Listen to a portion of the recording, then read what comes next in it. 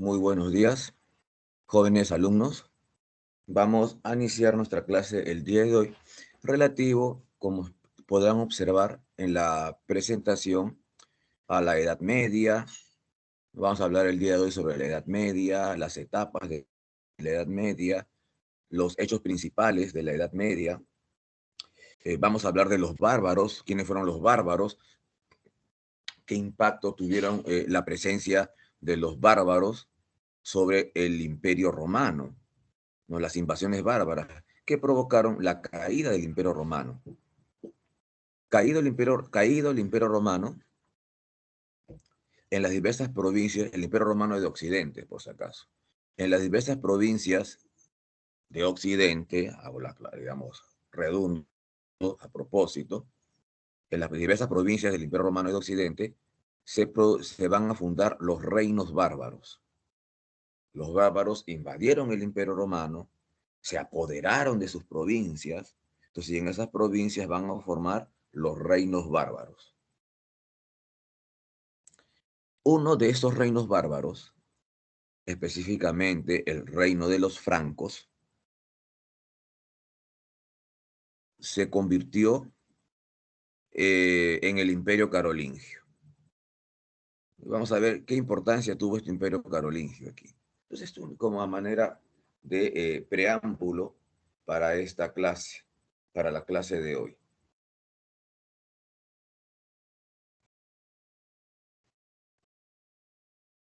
Bien, entonces empecemos pues hablando sobre este tema. Estoy presentando pantalla, no me dicen que se ve. ¿Me confirman nuevamente, por favor? Sí, profesor, te veo. Perfecto. Muy bien. El día de hoy entonces, nos corresponde ver todo lo referente a la Edad Media. Como podrán observar, la Edad Media es es hasta ahora la edad de la historia más larga. O en todo caso, no, me corrijo, ¿no? La más larga es la edad antigua.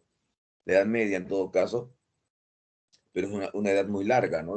Tenemos nosotros la Edad Media, como están observando, se inicia en el año 476, con la caída del Imperio Romano de Occidente, cuando cae la ciudad de Roma, capital del Imperio Romano de Occidente. Termina la Edad Media en el año de 1453, cuando cae Constantinopla, la ciudad de Constantinopla, es decir, la capital del otro imperio romano, del Imperio Romano de Oriente, también conocido durante la Edad Media como el Imperio Bizantino. Entonces, es un periodo que abarcó 977 años. Es un periodo muy largo, es un periodo muy dilatado. Por esa razón, los investigadores, los estudiosos, han dividido la Edad Media en tres periodos. La Edad Media en tres periodos. Bien, el primer periodo de la Edad Media, que los vamos a desarrollar el día de hoy, todo el día de hoy es todo vamos a enseñar todo lo relativo a la temprana Edad Media, llamada también la época de las invasiones bárbaras. Temprana Edad Media o época de las invasiones bárbaras. ¿Okay? Se inicia, dice, en el siglo V y termina en el siglo IX. Uno está en profe, pero en el libro leí dice que comienza en el año 476. Claro, pues, el año 476, cuando cae la ciudad de Roma, corresponde al siglo V, siglo V. Profe, pero yo leí que termina en el año 843. Claro, el año 843 corresponde al siglo IX. Entonces, este primer periodo de la Edad Media, ¿ok? Se le llama pues temprana Edad Media o época de las invasiones bárbaras. Se refiere pues a las invasiones bárbaras que provocaron el fin del Imperio Romano. formándose en el Imperio Romano de Occidente, formándose en sus provincias los reinos bárbaros. Por ejemplo, ¿no? El reino visigodo, principalmente en España, el reino franco, como lo indica su nombre, en Francia, el reino anglosajón en las Islas Británicas, el reino ostrogodo en Italia, el reino vándalo en el norte de África. Entonces, todo esto es la temprana Edad Media o época de las invasiones bárbaras. Posteriormente, cuando pasa la temprana Edad Media, el Imperio Carolingio se desmembró, el Imperio Carolingio llegó a su fin con la firma del Tratado de Verdún. Entonces, y eso es una de los antecedentes para que se forme el feudalismo, para que aparezca el feudalismo en Europa. Es una de las causas del origen del feudalismo. Cae el Imperio Carolingio, se desmembra el Imperio Carolingio, llega a su fin el Imperio Carolingio, digamos, se forman, se independizan las diversas provincias del Imperio Carolingio y esas provincias se convirtieron en feudos, en feudos. Entonces, la época feudal. En el periodo de la época feudal, por ejemplo, los hechos más resaltables que se dieron en el periodo feudal, aparte de la formación del feudalismo, por ejemplo, está el desarrollo de la guerra de las cruzadas. Todos estos temas de la temprana Edad Media es un tema que lo vamos a ver con mayor detenimiento la próxima semana, perdón, la próxima semana no, el día de mañana que nos toca con ustedes, en la época feudal. Aquí en la época feudal, por ejemplo, en la región de la Germania, se fundó el famoso Sacro Imperio Romano Germánico, el SIRG, el primer imperio alemán. Se forma aquí, por ejemplo. Además que se desarrolló la Guerra de las Cruzadas. La Alta Edad Media se inicia pues en el siglo IX y termina en el siglo XIII, es decir, cuando termina la Guerra de las Cruzadas. Con el fin de la Guerra de las Cruzadas, Europa va a cambiar totalmente. Se produce un cambio en Europa. El feudalismo ya no va a tener la fuerza que tenía antes por efecto de la Guerra de las Cruzadas. Muchos señores feudales van a la Guerra de las Cruzadas, se murieron, se empobrecieron por allí.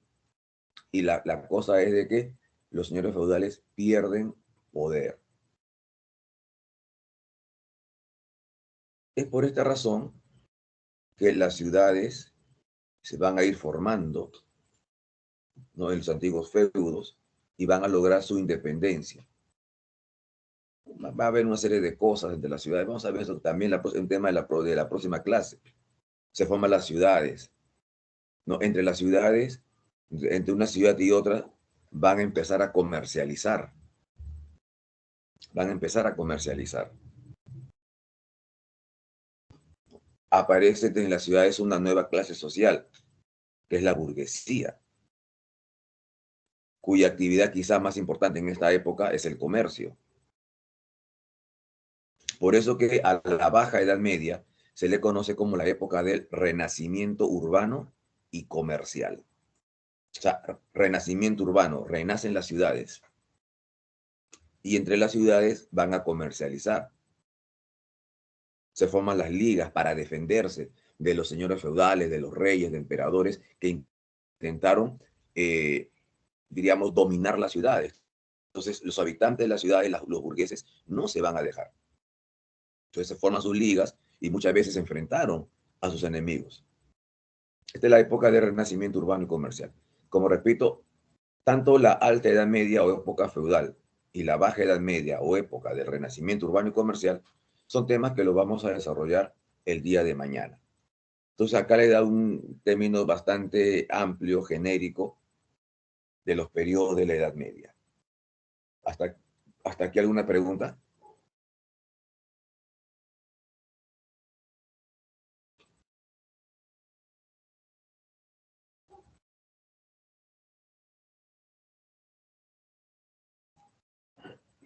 A ver, hasta que alguna pregunta que me dicen en el chat. A ver, en el chat.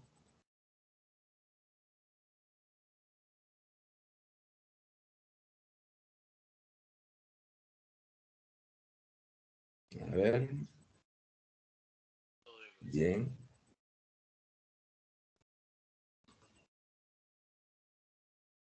Ok, chicos. Entonces, continuamos.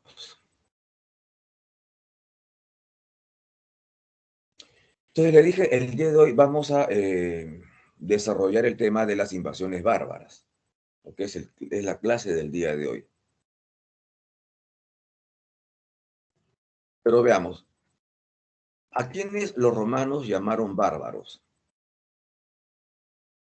¿A quiénes los romanos llamaron bárbaros? Ahora, los romanos llamaron bárbaros a todos aquellos pueblos que vivían fuera de sus fronteras, es decir, los extranjeros, y que no compartían, por lo tanto, ¿qué cosa? Su idioma, su cultura, su religión. Entonces los romanos los trataban de bárbaros, extranjeros, no bárbaros. Acá hay, por ejemplo, ahí escrito los tipos, los ejemplos de bárbaros que había. En primer lugar tenemos los indoeuropeos, ¿no? Por decir de cierta forma, los pueblos de raza blanca, pues decir así. Que como observarán, los pueblos indoeuropeos se dividen en dos grupos, los germanos y los eslavos. ¿Okay? Entonces, los protagonistas directos de las invasiones bárbaras, los que invadieron el Imperio Romano, fueron precisamente las tribus germanas, como los anglos, sajones, los francos, los visigodos, los ostrogodos, los érules, los lombardos, los vándalos, ¿no? Entre otros. Estos fueron los protagonistas de las invasiones bárbaras al Imperio Romano. Fueron ellos los que entraron al Imperio Romano.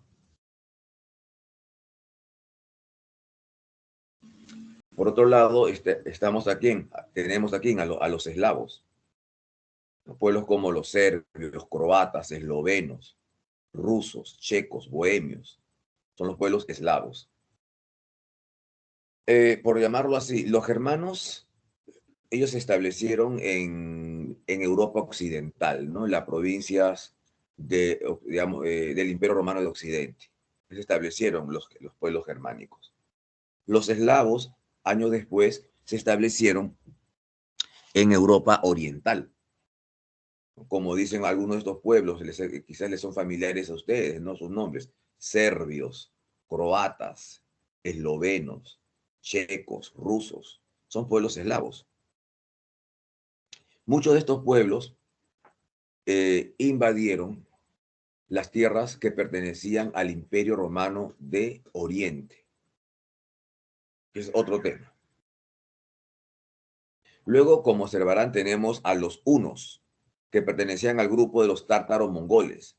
Los hunos procedían del Asia, de las mesetas, ¿no? De las llanuras, de las mesetas del Asia Central, en asiáticos. Hay varios grupos de los tártaros mongoles, ¿okay? Pero para el tema que nos importa a nosotros, para el tema del día de hoy, de todos los grupos tártaros mongoles, destacan los hunos. ¿Recuerdan quién fue el rey de los hunos? Un nombre muy familiar, muy conocido, muy Atila. usado este nombre cuando se habla de las invasiones bárbaras al Imperio Romano de Occidente. El rey de los hunos, un personaje famoso, Atila. Atila, el azote de Dios, decía, ¿no? Atila, el azote de Dios, por donde pisa mi caballo no vuelve a crecer la hierba, de lo que es una frase que se le atribuye a él, Atila. Entonces, ¿por qué es importante hablar de Atila y de su tribu, los hunos?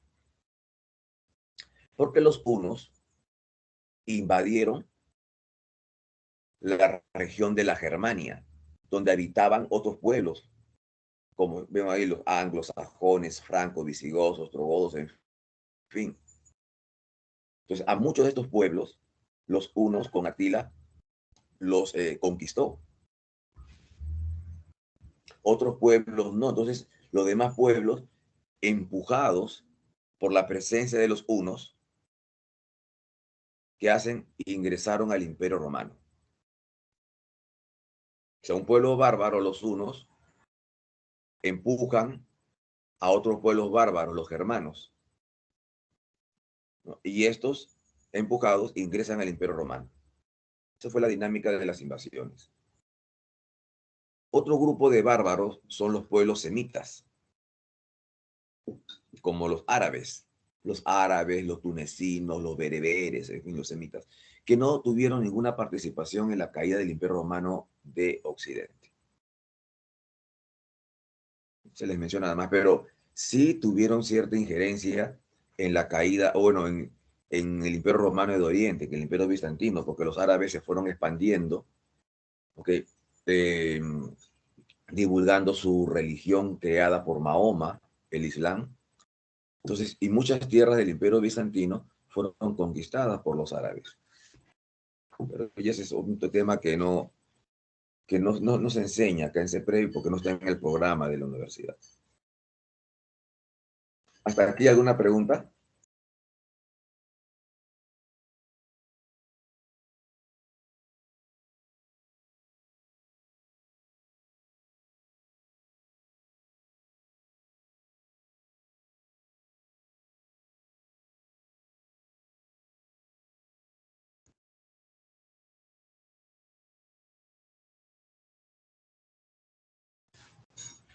Ok, gracias, chicos.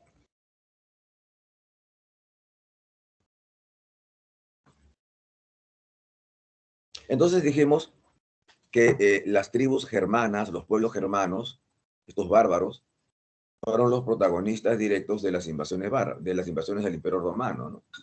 Pues vamos a hablar de los germanos. Okay. Ahí estamos viendo algunos datos interesantes sobre los germanos, dónde estaban ubicados, dónde está ubicado este pueblo, ¿okay? Algunas de sus costumbres, cómo vivían. Los germanos habitantes de la Germania. Ahora dirán, la Germania, dirían Alemania.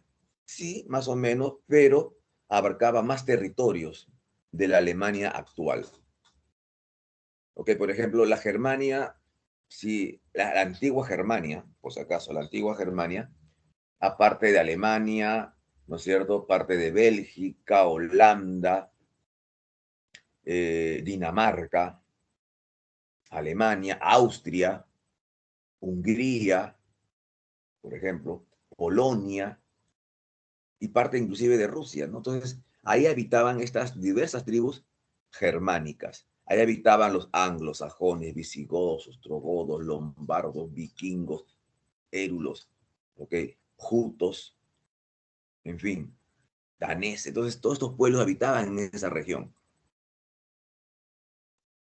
Entonces, ¿qué región es más o menos, no? Eran los habitantes entre los ríos Rin, el río Vístula, cerca de Polonia, Rusia, el río Rin, el río Vístula, el mar Báltico y el río Danubio. Esa es la Germania. Pero como dice acá en el mapa, la Magna Germania, o sea, la Gran Germania. Ahí habitaban todas estas tribus. Eran tribus patriarcales. ¿Por qué digo patriarcales? Patriarcales porque el jefe de familia era el padre. Eran monógamos, ¿ah? Eran monógamos. O sea, no practicaban la poligamia, no, eran monógamos los germanos. En cuanto a su organización judicial, como dice ahí, se basó en el derecho de las costumbres, ¿no es cierto? En las costumbres. O sea, no habían leyes escritas, ellos se regían de acuerdo a sus costumbres. A ese tipo de derecho se llamó derecho consuetudinario. Derecho consuetudinario, es decir, basado en las costumbres. No había leyes escritas, no había código escrito, sino era la costumbre. ocurría tal o cual cosa, decían, la costumbre manda que hay que hacer tal o cual cosa. Ocurría un hecho esto, bueno, la costumbre dice que hay que hacer esto. Entonces, ese se llama el derecho consuetudinario. No había leyes escritas. Ocurría algo X, siempre digo, ¿no? Entonces, no se sabía cómo proceder. Entonces llamaban a quién, a los más ancianos del pueblo, de la tribu. Entonces los ancianos decían, bueno, yo me acuerdo que cuando era niño mi abuelito me contó que pasó un hecho similar a este. Y hicieron tal o cual cosa, entonces vamos a hacer lo mismo. Es la costumbre, derecho consuetudinario. Sin embargo, acá hay dos ejemplos de este derecho consuetudinario, ¿ok? De los pueblos germanos. Tenemos ahí el llamado Wergelt, el Wergelt, ¿no? Que sería algo equivalente a una indemnización. Sería algo equivalente a una indemnización. Es decir, ¿no? Se cometió un delito, entonces el culpable, ¿qué hacía? El culpable pagaba a la víctima o a la familia de la víctima una indemnización que podría ser ganado, ¿no es cierto? Parte de la cosecha, esclavos, en fin. Es el acuerdo que hago. Ese es el huelga o indemnización, reparación civil, ¿no es cierto? También conocido como los juicios del hombre. O sea, el hombre resolvía eso. ¿Mm? En cambio, las ordalías. ¿Qué cosas son las ordalías? Se cometió un delito y no se sabía quién era el culpable. Solamente habían sospechosos.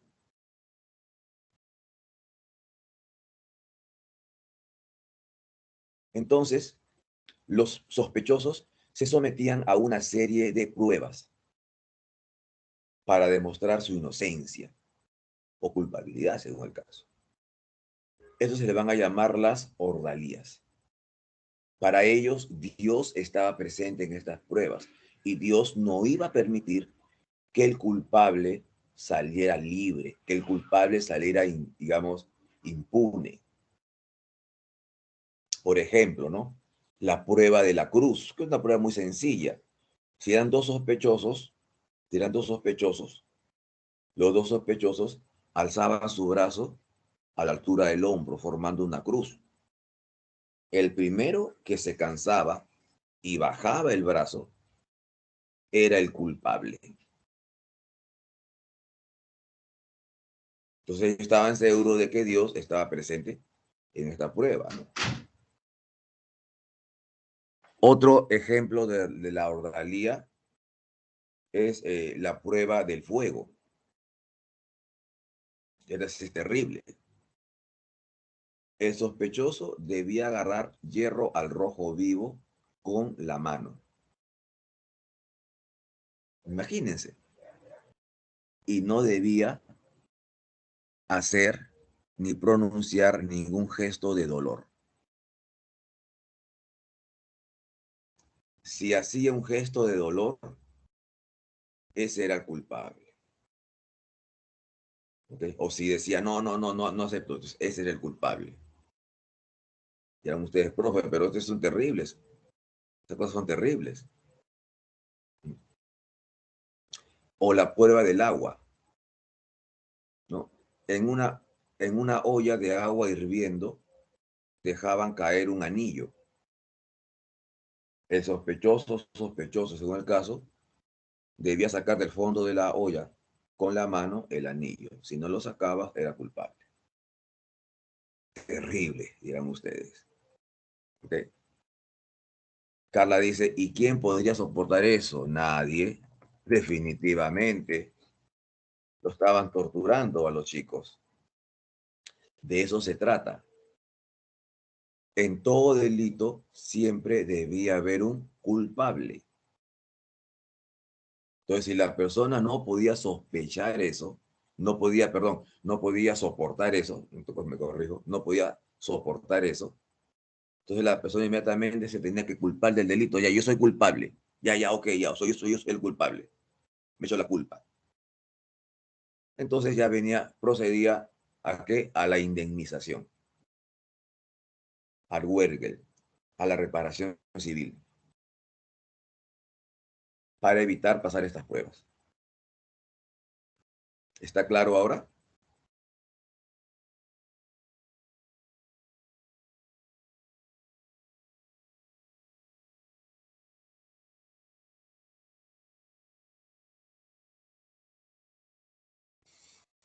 ¿Está claro, chicos? ¿Entendieron? ¿Esa es la idea?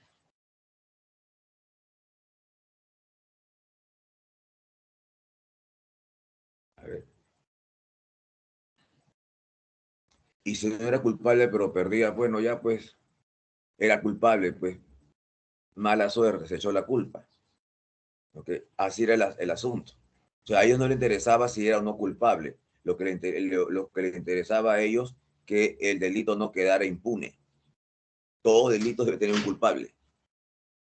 Si era inocente y perdió, mala suerte. Porque esa es la prueba de Dios.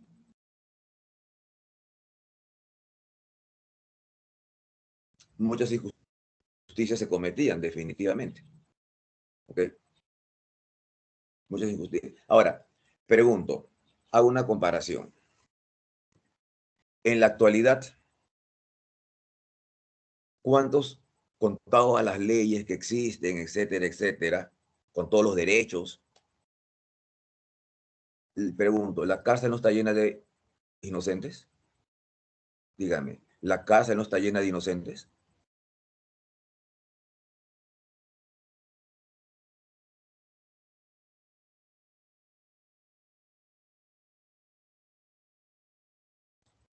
Me dice, eso suena muy Santa Inquisición. Bueno, pues es la época, ¿no? No, no hay que pensar con la mentalidad actual, ¿no es cierto? Los hechos del pasado. Pero pregunto, ¿la cárcel actualmente no está llena de inocentes?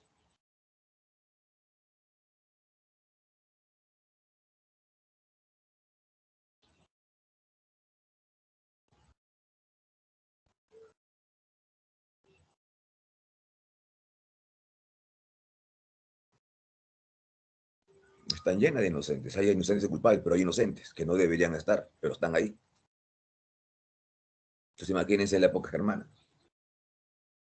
Actualmente también a muchas personas, para que confiese un delito, no les pegan, no los azotan, no les someten a una serie de vejámenes actualmente.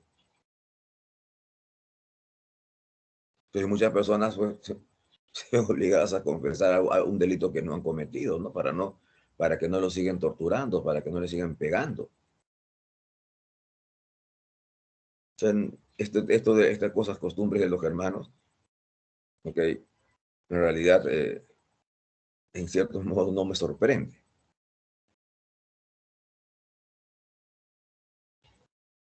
¿Está claro?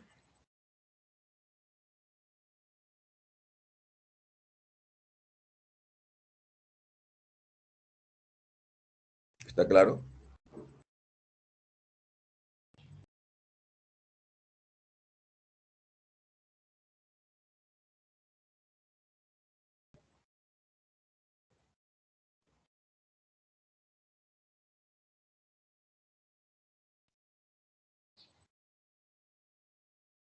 Ok, vamos a continuar entonces.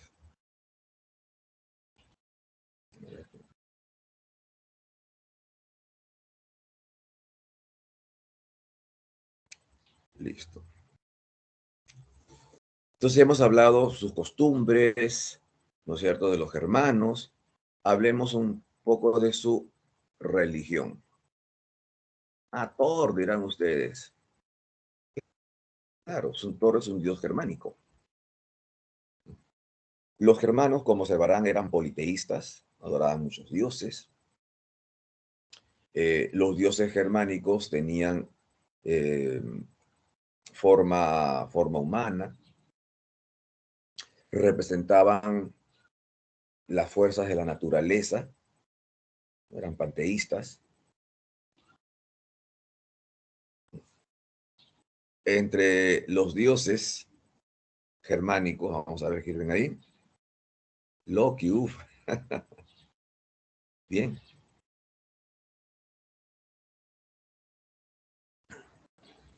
Tenemos a Odín.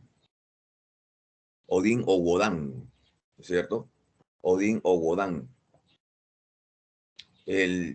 Digamos, Odín es el dios principal, es el dios principal de estos pueblos, ¿no? De las diversas tribus germánicas. ¿Ok?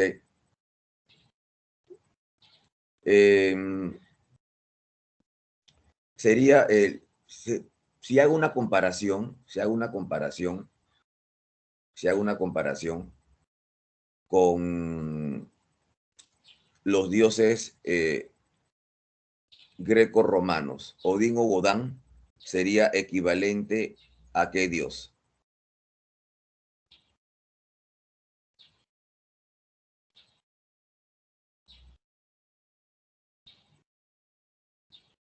¿Qué me puede decir? Júpiter. ¿A quién no escuché bien? Júpiter. Sería equivalente a Júpiter. Sería equivalente a Júpiter. ¿Ok? Sería equivalente a Júpiter, Zeus, como quieran llamarlos. ¿Ok? El equivalente.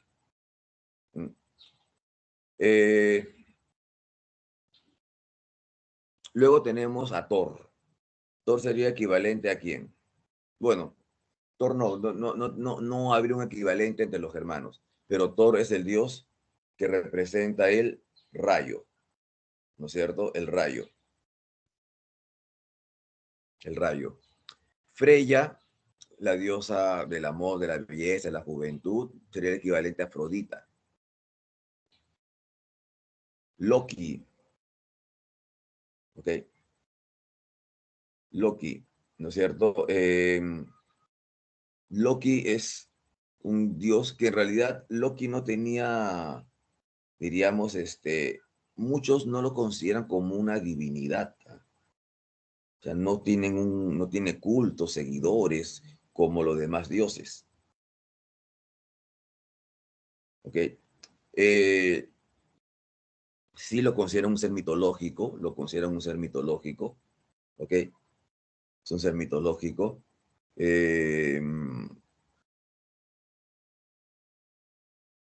Bueno, pero es un ser, digamos, enemigo en todo caso de los demás dioses. Veamos, las valquirias. ¿Qué son las valquirias? Eran las diosas guerreras. Las valquirias eran las diosas guerreras. Las diosas guerreras. Las valquirias eran las diosas guerreras. ¿Ok? Las valquirias, ¿cómo las representaban a las valquirias? Las valquirias las representaban como mujeres como ellos, ¿no? Blancas, rubias, pelirrojas, ¿no? Ojos azules, ojos verdes, sus cabellos, ¿ok? Amarrados en trenzas, ¿ok? Pero ahora, ¿de qué se encargaban las valquirias? ¿De qué se encargaban las valquirias? ¿Ok? Las valquirias se encargaban, por ejemplo, las valquirias se encargaban de cuando había una batalla, las valquirias se encargaban de recoger a los soldados muertos, a los soldados caídos, ¿ok? A los soldados muertos, a los soldados caídos. ¿Y qué hacían las valquirias? Los recogían y se los llevaban al Walhalla. Profe, ¿qué es el Walhalla? El Walhalla es el paraíso terrenal, la morada de los dioses. Esa es la Valquiria. Ahora, esta parte de la mitología germánica, nórdica, ha inspirado, por ejemplo, a autores, compositores musicales de Alemania. ¿Han oído hablar ustedes o han escuchado alguna vez la ópera La Cabalgata de las Valquirias? Yo sé que la han escuchado antes, ¿ok? Pero quizás no sabían de que es una obra. La obra se titula La Cabalgata de las Valquirias. A ver, voy a compartir y van a decir, ah, ya sí la he escuchado, van a decir ustedes. Vamos a ver si lo puedo compartir. No,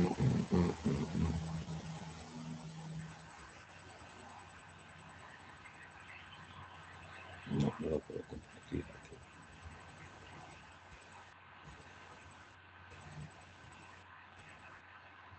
¿Gato?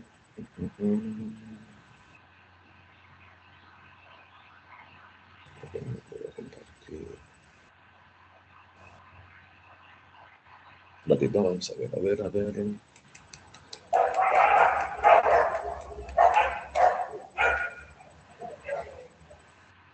¿Por qué no? Un ratito, un ratito.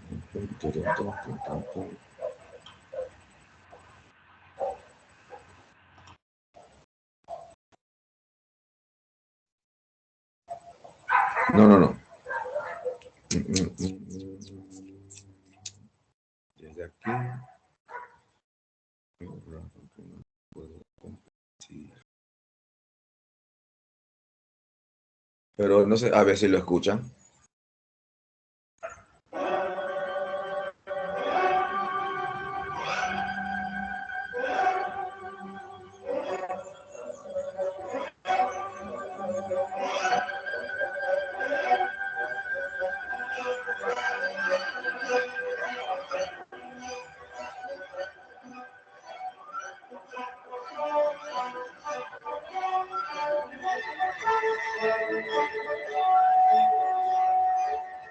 ¿Están escuchando, chicos?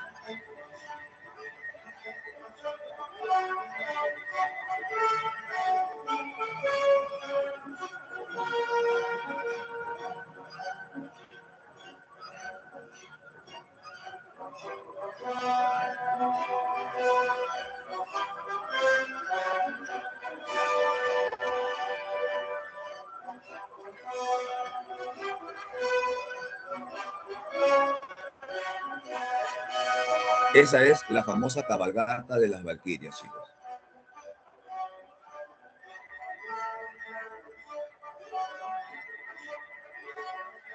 Entonces, ahora ya saben algo de música clásica. Cabalgata de las Valquirias, de Wagner.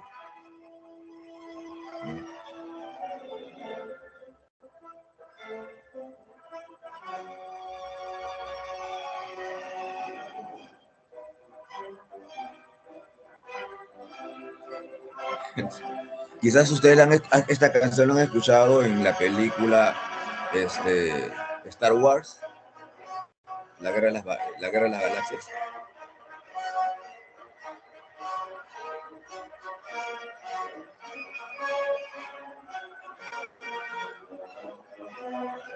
Entonces, para otra vez cuando lo escuche van a decir, ah, esa es la cabalgata de las Valquirias.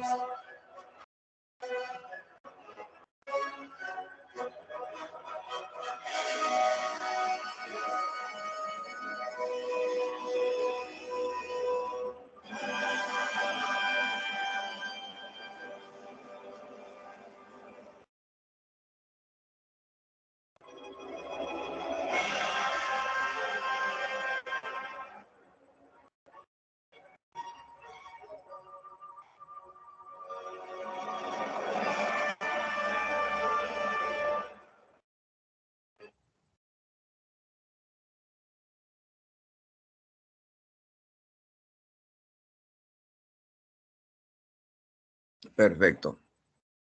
Entonces ahora ya saben, cada vez que escuchen esa canción, que van a decir, esa es la cabalgata de las Valquirias, de Wagner, ¿ok? De Wagner. No, durante la época del nazismo, Adolfo Hitler, ¿ok? Destacó mucho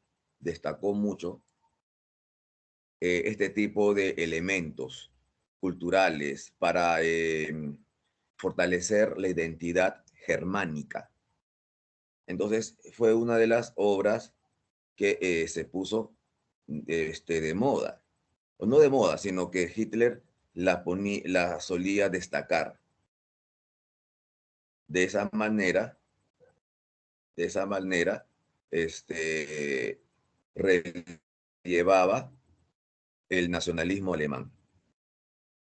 ¿Ok? De esa manera relevaba el nacionalismo alemán. El autor es Richard Wagner, nombre completo. Entonces ya saben. ¿Ok? Hasta aquí, ¿alguna pregunta, chicos?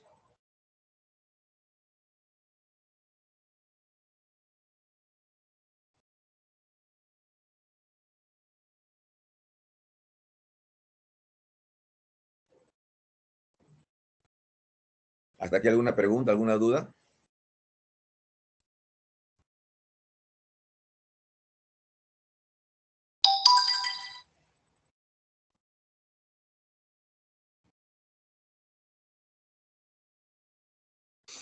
A ver, rato.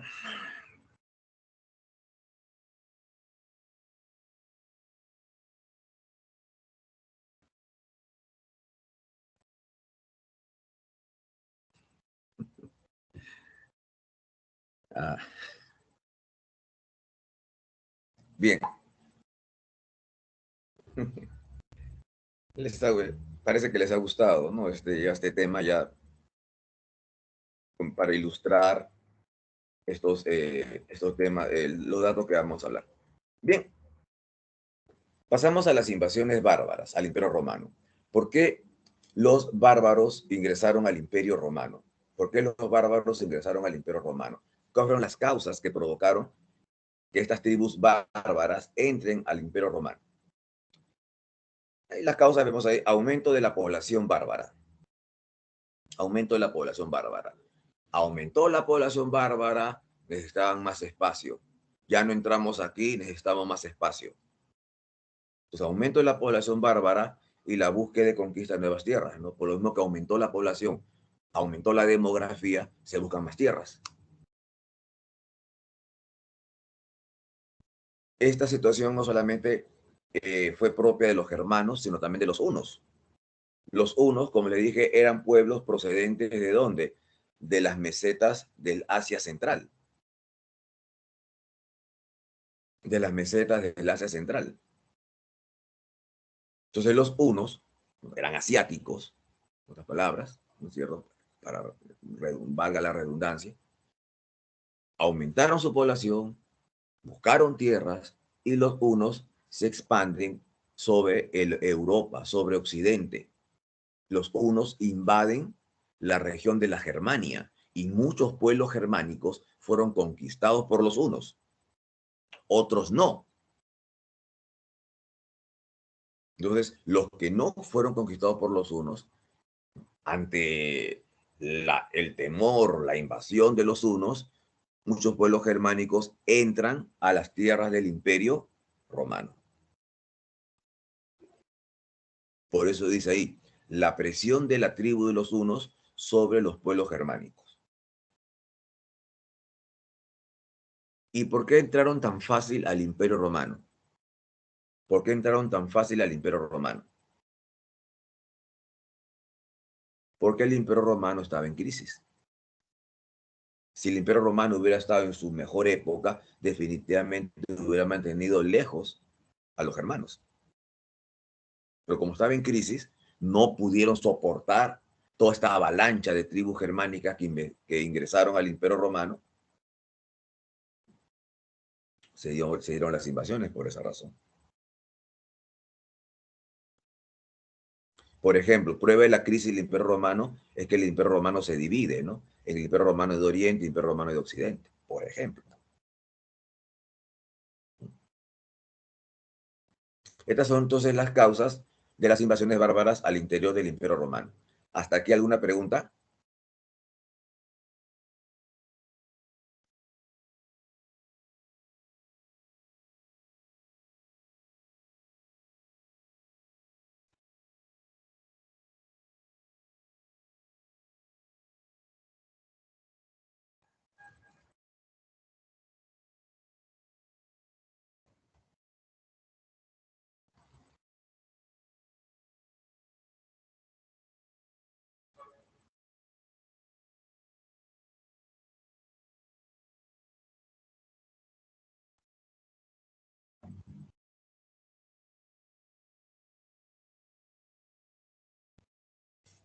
Bien, entonces ninguna pregunta, entonces continuamos.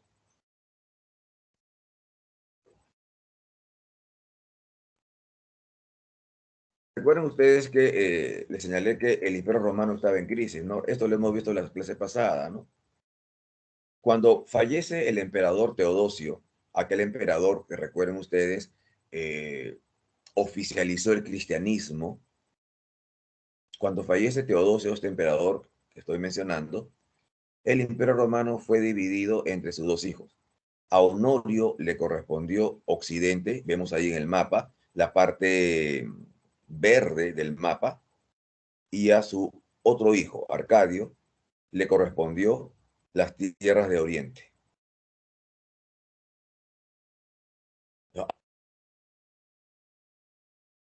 El Imperio Romano, como están observando ahí en el mapa. Bien, al dividirse el Imperio Romano, entonces fue mucho más fácil para las tribus bárbaras invadirlo, ¿no? Porque ahora se dividieron sus fuerzas, sobre todo las tierras de Occidente. Las tierras de Occidente, el Imperio Romano de Occidente, sufre, digamos, las invasiones bárbaras y cae el Imperio Romano de Occidente.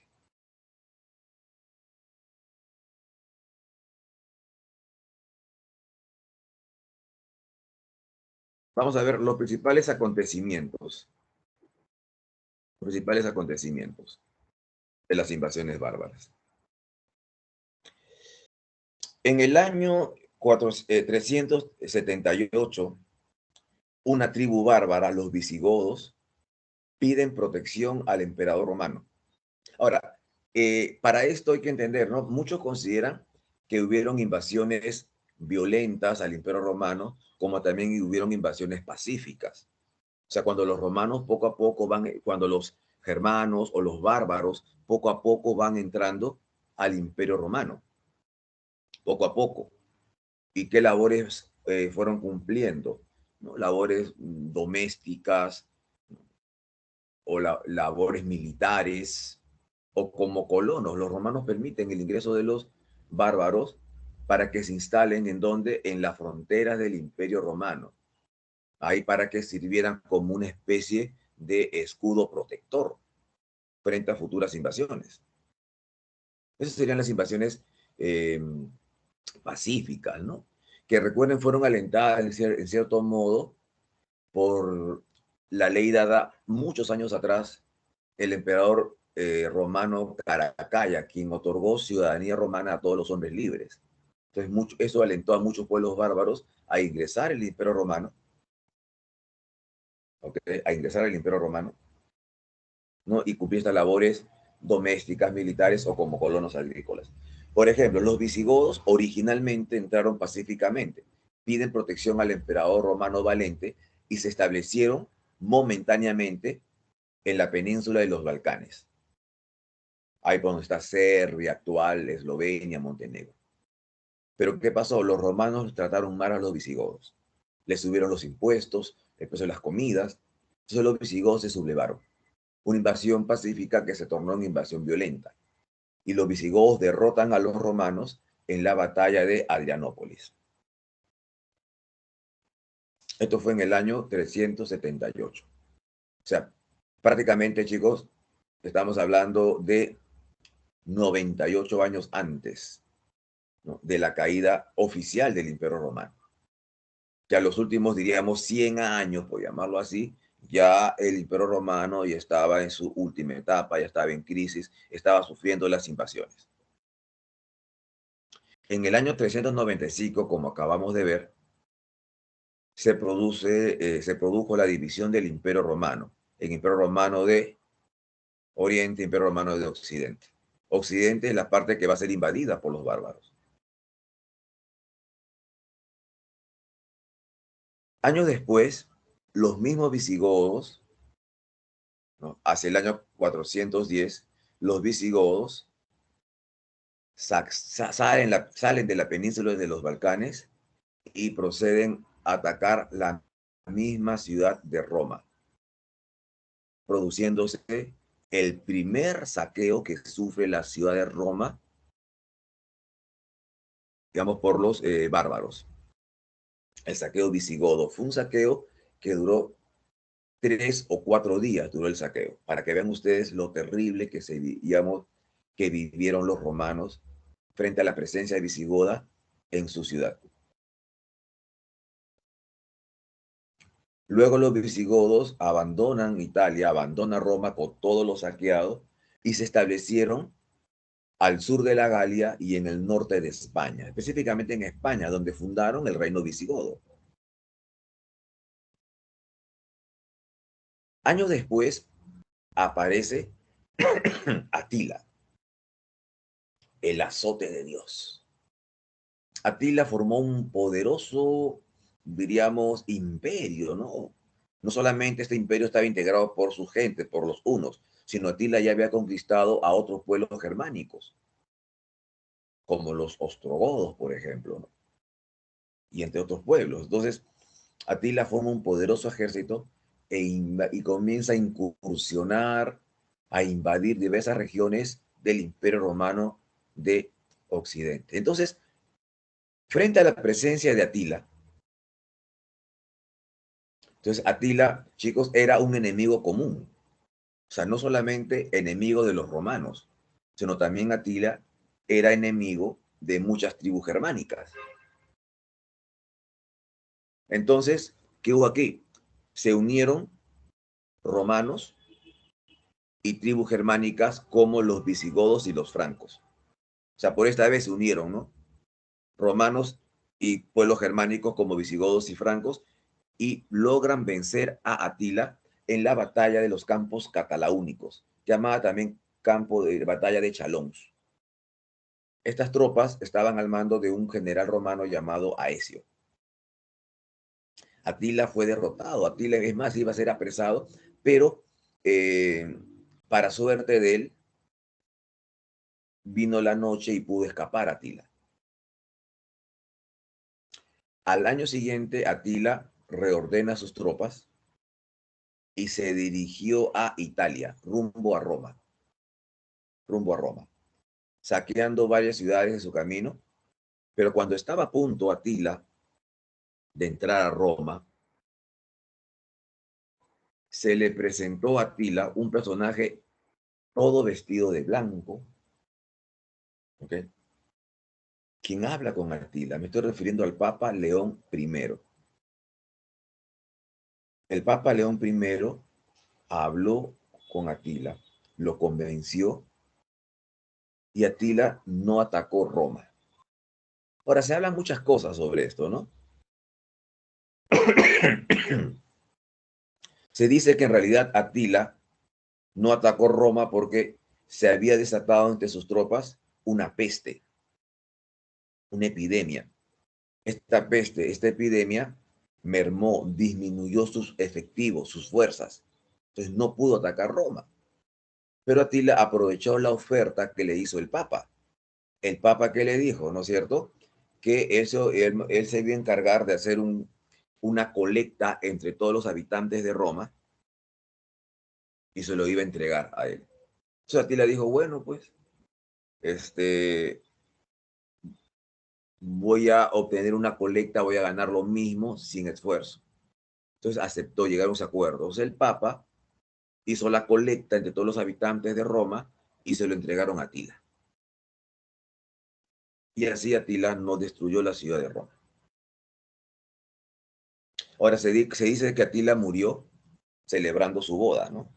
Celebrando su boda. Muchos dicen que murió de los excesos de la comida, bebida, otros dicen que le dio una especie de derrame cerebral en su boda, otros dicen de que su nueva esposa fue quien lo asesinó en venganza.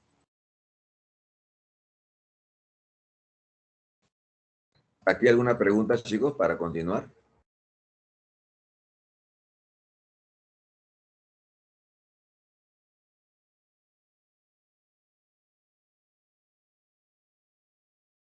¿Hasta aquí alguna pregunta?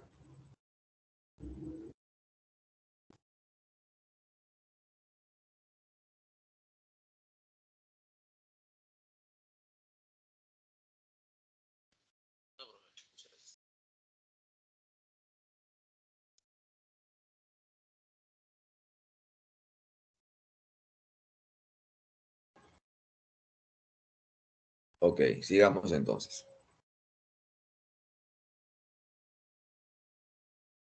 A ver, me están escribiendo en el chat. A ver qué dicen.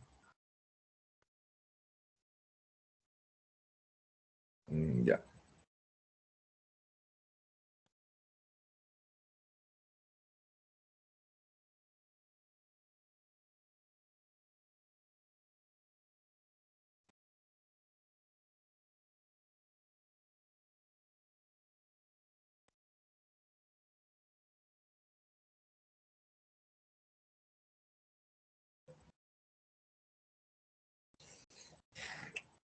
4 años después de la derrota de Atila, aparecieron los vándalos, liderados por Genserico.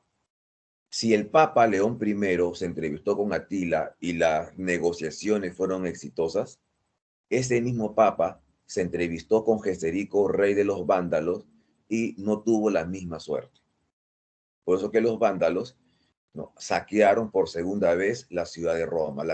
El primer saqueo fue por los visigodos. Esta vez fueron los vándalos. No quedó la palabra vandalismo, por ejemplo, ¿no? Sinónimo de destrucción. Ya Roma, ya el Imperio Romano ya no era el mismo de siempre. Por esas fechas, por ejemplo, otras tribus bárbaras, los anglosajones, aprovechando la ausencia de tropas romanas en las islas británicas, los anglosajones invaden las islas británicas, fundando allí el reino anglosajón. Los francos, pueblos germánicos, cruzan el río Rin e invaden la región de la Galia. A partir de entonces, la región de la Galia, por la presencia de los francos, por la invasión de los francos, se llamó Francia. O sea, básicamente, los vándalos se establecieron en el norte de África. O sea, chicos, todas las provincias del Imperio Romano de Occidente cayeron en poder de los bárbaros. Los érulos, al mando de Odoacro, tomaron Roma y destronaron al último emperador romano, un jovencito, un niño llamado Rómulo Augusto, que de manera peyorativa, despreciativa, le decían Augustulo. Odoacro destronó a Rómulo Augusto. Lo vio tan niño, tan jovencito, tenía 12 años más o menos, que ni siquiera lo mató. Años después, entonces Odovaco se adueña de Italia, pero años después, Odovaco, líder de los érulos, años después, Teodorico, rey ostrogodo, se apoderó de Italia, venciendo a Odoacro en la batalla de Verona, y luego lo asesinó. Entonces vemos algunas imágenes, ¿no? Atila, sus incursiones, el saqueo de Roma y el destronamiento de Rómulo Augusto. Hemos hablado, ¿no? Este papa se entrevistó con Atila, negoció con él, ¿no? E evitó que Atila destruyera, pero este mismo papa no tuvo éxito cuando conversó con Geserico, rey de los vándalos. ¿Hasta aquí alguna pregunta, chicos?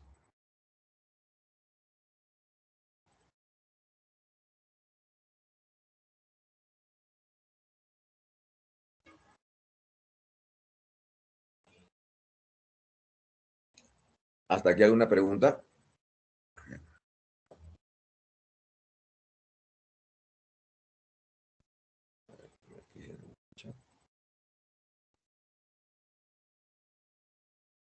¿Cuántas veces saquearon Roma? En esta época saquearon 2 veces, el saqueo de los visigodos y el saqueo de los vándalos. Ya en esta época, 2 veces. Pero más antes, en la época del Imperio Romano, dirán ustedes también los galos, ¿no? Pero en esta época que estamos hablando fueron 2. Saqueo visigodo en el año 410, el saqueo de los vándalos en el año 455. ¿Está claro, Ariel?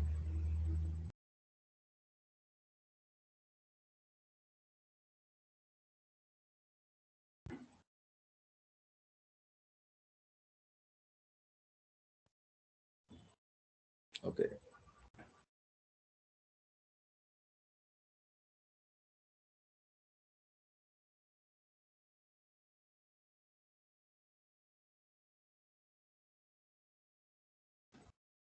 Listo. Sigamos entonces. Los reinos bárbaros. No producidas las invasiones, se van a formar en las diversas provincias del Imperio Romano, como dice ahí. Los reinos bárbaros están observando, por ejemplo, cómo el Imperio Romano de Occidente cayó víctima de las invasiones, ¿no?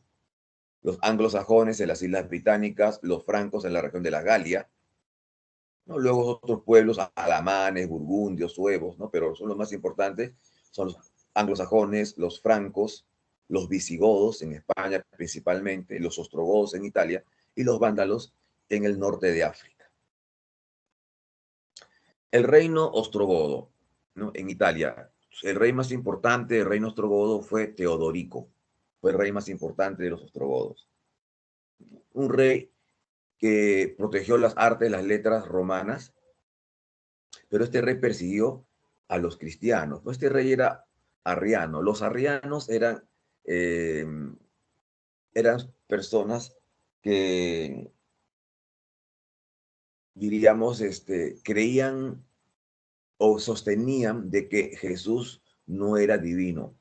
Jesús era un ser humano, como cualquier otro, de buenas ideas, todo lo que quieran, pero no era divino, no era hijo de Dios. Entonces los arrianos tenían esa idea. Y Teodorico era arriano, este rey ostrogodo, persiguió a los cristianos. Los visigodos también eran arrianos. Leovigildo, ¿ok?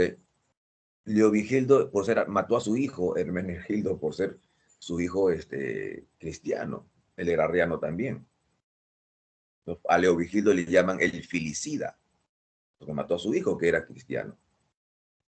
Su otro hijo, Recaredo, aceptó cristianizarse.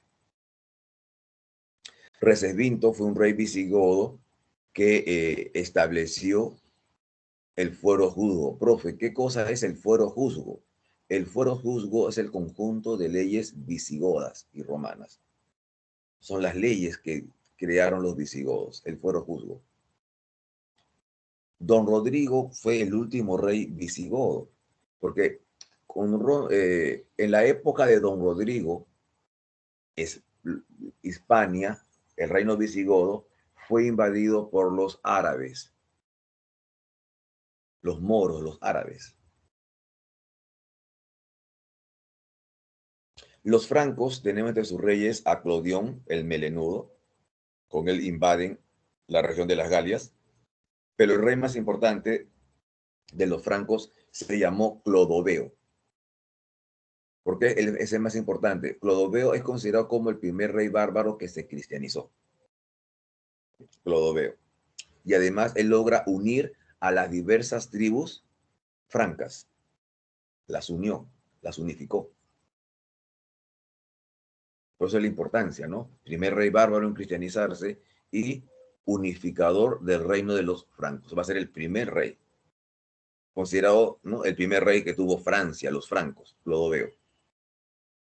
Lamentablemente, los sucesores de Clodoveo no tuvieron las agallas que tuvo él. Por eso que a los sucesores de Clodoveo se les conoce como los reyes holgazanes. ¿Por qué razón reyes holgazanes? Porque estos reyes no gobernaron. Dejaron el poder a quién? A sus mayordomos. ¿Qué, profe? El mayordomo, el sirviente, el mayordomo en el reino franco era una especie de primer ministro. Entonces, ¿quién se encargaba de gobernar? Los mayordomos. El rey no estaba de adorno nada más. Por esa razón que a los reyes se les conoce, los últimos reyes francos, se les conoce como los reyes holgazanes. El reino anglosajón se establece en las Islas Británicas. Entonces, a partir de entonces se llamó Inglaterra, ¿no? Tierra de los anglos.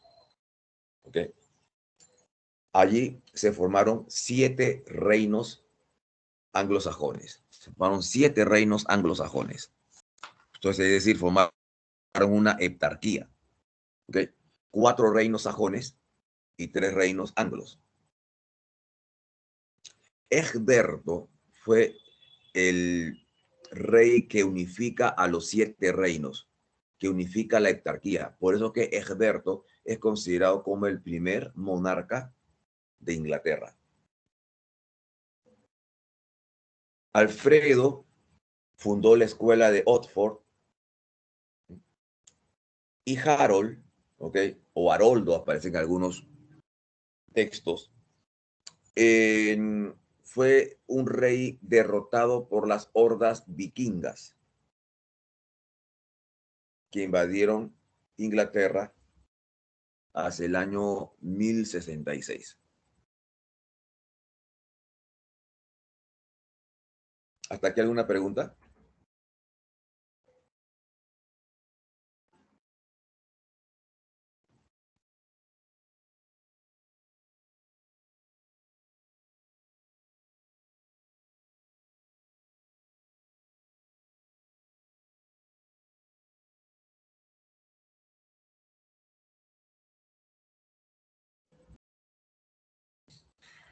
Bien.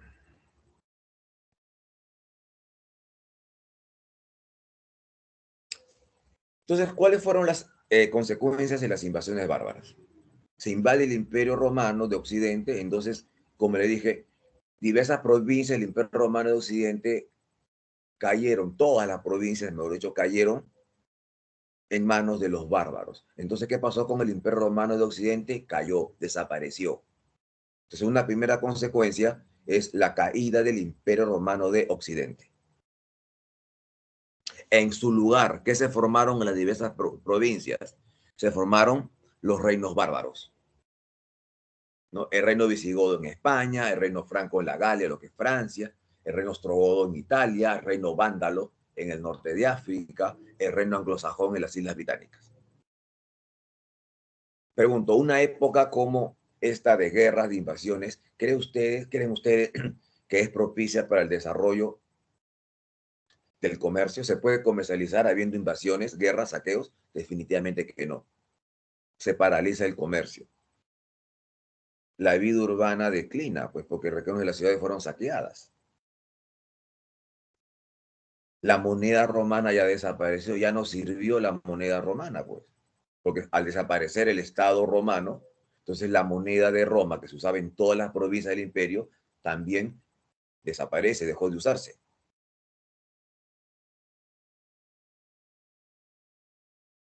La economía retrocede, chicos, porque vean ustedes, no hay comercio, nadie, ahora la gente, digamos, se niega a sembrar, ¿ok? Teme sembrar por temor a su vez a los saqueos.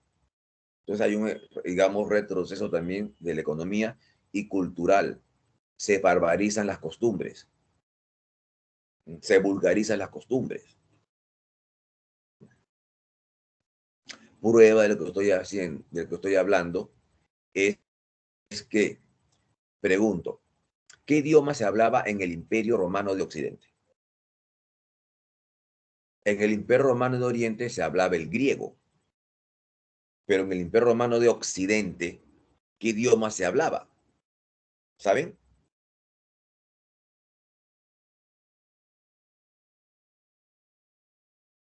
¿Qué idioma se hablaba en el Imperio Romano de Occidente?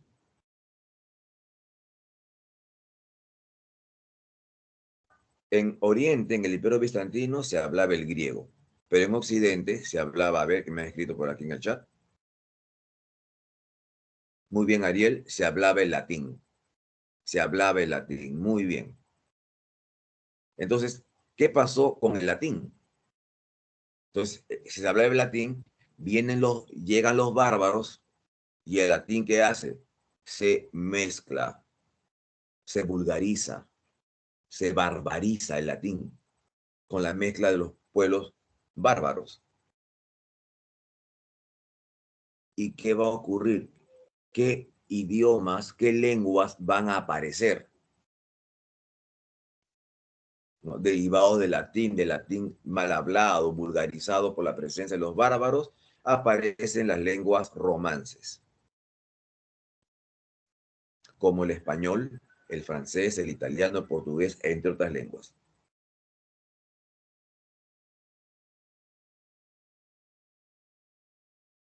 Ahora dirán, profe, pero y se triunfa el cristianismo. ¿Por qué triunfa el cristianismo? Muchos reyes bárbaros se cristianizaron. Ahora, y no se cristianizaron por convicción religiosa. No, muchos reyes bárbaros se cristianizaron por conveniencia política. Entonces se dieron cuenta, ¿no?, que la gran mayoría de la población romana en sus provincias eran católicos, eran cristianos. Entonces, a ellos, ¿qué les convenía? Cristianizarse para ser aceptados por la gran población. Entonces, y la iglesia apoya a estos jefes bárbaros, porque también le convenía a la iglesia tener como aliado a esta gente poderosa. Por eso es de que triunfa el cristianismo. ¿Hasta aquí alguna pregunta?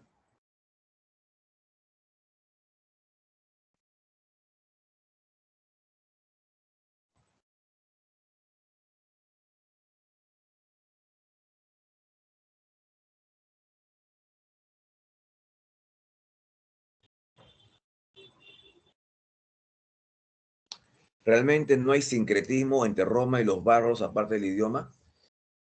En cierto modo la cultura se vulgarizó, ¿no? Pero ya no, o sea, porque muchas veces se considera que la Edad Media fue una época bastante oscura en el aspecto cultural, porque va a haber un retroceso cultural. ¿Ok? Ahora, en cierto modo, sincretismo puede haber en la religión, ¿no? Porque la religión cristiana, ¿no?, adopta algunos elementos de la religión germánica, se acepta, ¿no? Por ejemplo, ¿no? Si, si pongo el caso, ¿ok? Y muy sucia, no entiendo acá. ¿Sucia qué? ¿Sucia? No entiendo.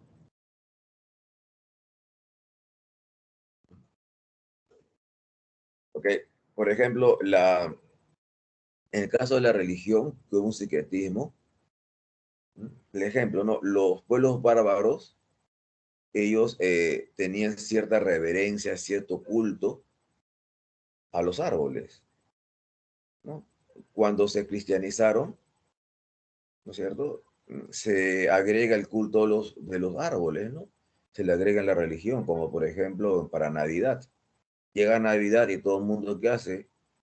Arma un arbolito, ¿no? Un pino, que es propio de las regiones germánicas, que no tiene nada que ver con, digamos, con Jesús, con el nacimiento de Cristo, ¿no? Pero todo el mundo arma ahí un arbolito, que es un elemento propio de la religión germánica. Ese es un claro ejemplo del sincretismo. ¿Ok? No te entiendo, Catherine, ¿a qué te dice que es sucia y antihigiénica? No entiendo. ¿Cuál es? Estamos hablando de religión, me estás hablando tú de salubridad, no entiendo.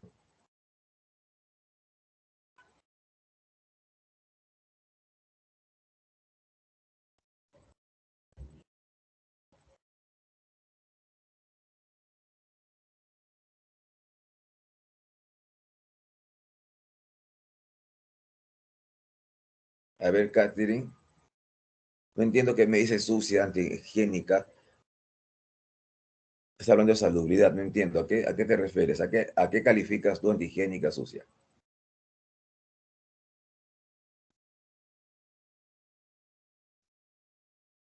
Ya, sí. Sí, Ariel. Ya, oscura, sí. Antihigiénica, bueno, sí, ya. Ahora sí. Entonces, cuando hables completa. Me dice antihigiénica, ¿pero qué? O me dice, la época, por la suciedad, por las pestes. En todo caso. Ya, pero cuando hables, pregunta, comentes, que sea completa la idea, ¿no? Me dice, es antihigiénica. ¿Antihigiénica qué? ¿De qué estamos hablando? Okay. ¿Sucia qué? ¿De qué estás hablando? O sea completo para yo poder, no sé, responderte. Un secretismo parecido a lo que hubo en el Señor de los Milagros y Pachacama, claro, en toda religión hay eso, o sea, eso. Eso es debido a los contactos, ¿ok? En los burgos no existían los burgos todavía, no existían los burgos. El renacimiento urbano se da a partir de la tercera etapa de la Edad Media. Aquí, recuerda, la vida urbana había, digamos, desaparecido, ¿no? Porque ya estamos los primeros pasos para la época feudal, donde la gente vivía en pequeñas aldeas, en el campo.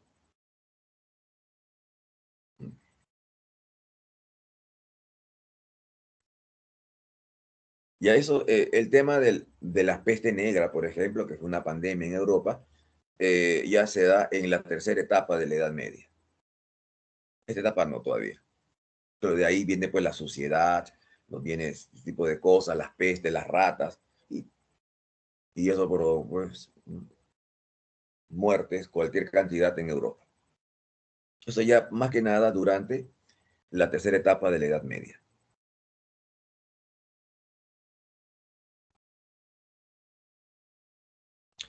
Uno de los reinos bárbaros, el reino de los francos, porque va a adquirir un poder tremendo. Siempre, como dice ahí, ¿no? Recordemos que los últimos reyes francos fueron apodados como reyes holgazanes, debido a que ellos entregaron el poder a sus mayordomos. Uno de esos mayordomos fue Carlos Martel, ¿no? Quien venció a los musulmanes, a los árabes en la batalla de Poitiers. Recuerde que los árabes, los musulmanes, habían invadido España, el reino franco, ¿no? Al sur. Entonces ahí ellos querían también invadir el reino de los francos. Para su vez, este mayordomo se encargó de vencerlos en la batalla de Poitiers. El hijo de este señor fue Pipino el Breve. Profe, ¿por qué le llamaban el Breve? Le llamaban el Breve por su tamaño. No era de baja estatura. Por eso le decían el Breve. Pipino el Breve, ¿qué hizo? Destronó al último rey holgazán, a un señor llamado Childerico III. Lo destronó. Inmediatamente, Pipino el Breve fue reconocido como rey por la iglesia. Los papas Zacarías y el papa Esteban lo reconoció oficialmente y por la nobleza también. Entonces todo el mundo lo reconoció.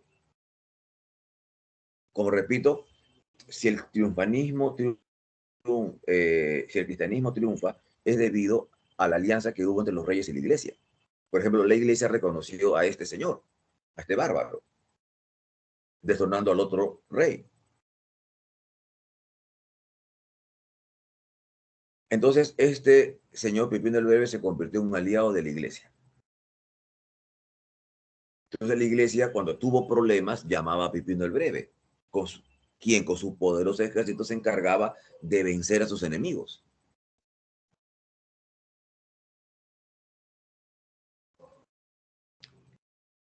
Es por esa razón que un pueblo enemigo del Papa, los lombardos, invadieron el norte de Italia y amenazaban con apoderarse de Roma.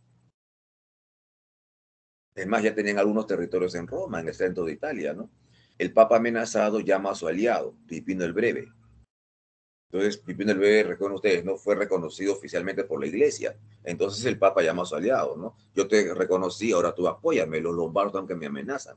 Entonces Pipino el Breve derrota a los lombardos y el territorio que los lombardos ocupaban en Italia, en el centro de Italia, Pipino se lo regaló a la Iglesia Católica, naciendo así los llamados estados pontificios o estados de la Iglesia, como quieren llamar, que era todo el centro de Italia, un territorio inmenso, ¿no? Actualmente lo que queda de eso ya es el Vaticano, ya chiquito, es otro tema que vamos a ver después. Muerto Pipino el Breve, lo reemplazó su hijo Carlomagno. Carlomagno va a ser considerado emperador. Para ser emperador, Carlomagno se enfrentó en una diversidad de guerras, ¿no? Las siguientes campañas militares, que hizo que el reino franco creciera, aumentara sus dominios. Nuevamente contra los lombardos, Carlomagno se enfrenta a los lombardos, venciendo al rey Desiderio en la batalla de Pavia. En la guerra contra los sarracenos de España, o sea, los musulmanes, en Europa a los musulmanes, a los árabes, a los islámicos, se les decía sarracenos. ¿Ok? Por si acaso. En esta guerra, Carlomagno no le fue ni bien ni mal.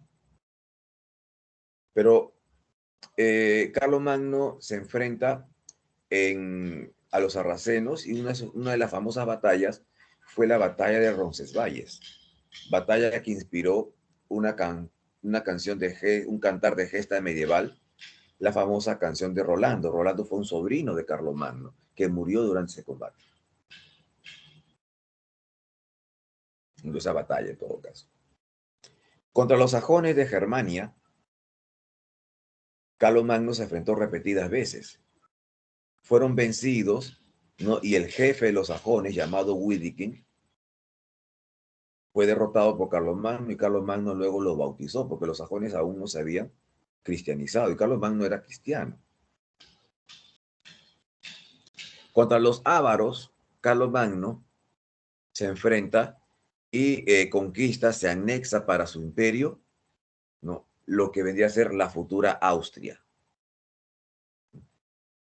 Entonces, con estos triunfos, hicieron de Carlomagno la persona más poderosa de Europa. Todo el mundo decía, oye, Carlomagno es lo máximo, es un gran personaje. Oye, Carlomagno decía, oye, ¿por qué Carlomagno no se hace coronar como emperador de los romanos? Porque la gente en aquel entonces soñaba con el restablecimiento del Imperio Romano de Occidente. Entonces, cuando apareció Carlomagno, todos sus triunfos, todas sus conquistas, entonces la gente dice, caramba, Carlomagno tiene todos los requisitos de los antiguos emperadores romanos. Entonces, que sea pues emperador. Y la oportunidad llegó cuando, cuando el Papa, cuando el Papa había sido destronado, cuando el Papa había sido destronado. ¿No? Hubo un problema político, tus enemigos al Papa, ¿no? Lo destronaron, estaba en una procesión el Papa, aprovechando que estaba en la calle el Papa, sin guardia, sus enemigos lo apresaron al Papa. Lo acusaron de corrupto, pecador, en fin, una serie de acusaciones tuvo el Papa. El Papa logró escapar y se fue hasta Aquisgrán, donde vivía Carlomagno, en la actual Alemania. ¿Están de acuerdo? Y fue a pedirle ayuda, y decirle, mira, somos aliados nosotros. Entonces Carlomagno, ¿qué hizo? No? Restableció en el poder al Papa. Carlomagno se apareció con todas sus tropas en Italia. Entonces, ¿quién se va a atrever a enfrentarse a Carlomagno? La persona más poderosa de Europa en aquel entonces. Entonces Carlomagno restableció en el poder al Papa. Entonces nadie se atrevió a decirle nada a Carlomagno. Por esa razón que el Papa, en agradecimiento, coronó emperador de los romanos a Carlomagno en la misa de Navidad del año 800. Dice que Carlomagno estaba rezando como cualquier devoto cristiano, concentró sus oraciones en la misa de Navidad, cuando de pronto el Papa se acercó hasta donde él estaba, rezando concentrado, saca la corona de laurel, que es el símbolo de los emperadores romanos, y lo coronó. A ti, Carlomagno, Patricio, a ti, Carlomagno, Patricio y Augusto de los romanos, no, que te corono emperador. Y lo coronó sorpresivamente. Carlomagno, ¿qué? Sorprendido Carlomagno, el coronado emperador de los romanos. Coronado emperador de los romanos. Entonces, muchos dicen que en la figura de Carlomagno se restableció el antiguo imperio romano de Occidente. ¿Hasta aquí alguna pregunta, chicos?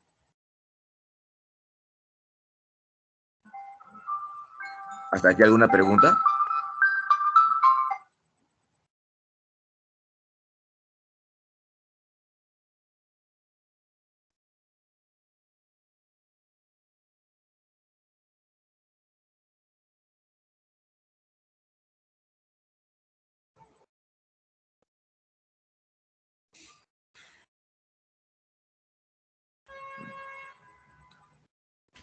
¿Cómo era la organización política del imperio carolingio? Carlomagno fundó tres tipos de provincias. Los condados o provincias civiles al mando de un conde, las marcas o provincias fronterizas limítrofes al mando de un marqués, y los ducados, que eran las provincias militares al mando de un duque. También creó el cargo de los Missi Dominici, que eran los inspectores. Si lo comparamos con el Tahuantinsuyo, por ejemplo, los Missi Dominici serían algo similar a los Tucuiricui.